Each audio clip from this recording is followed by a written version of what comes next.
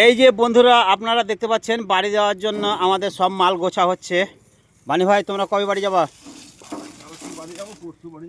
পরশু পরশু দিন বাড়ি যাবে, ওই জন্য দেখতে পাচ্ছেন আমাদের মাল সব গোছা হচ্ছে।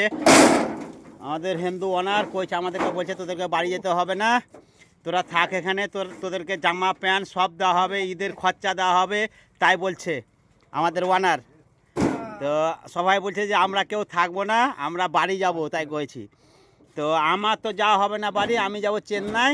আর সব যা দেখতে পাচ্ছেন লোক সব যাবে, এরা বাড়ি চলে যাবে। তো আমার যাওয়া হবে না, আমি চেন্নাই চলে যাব, এরা পরশু দিন চলে যাবে।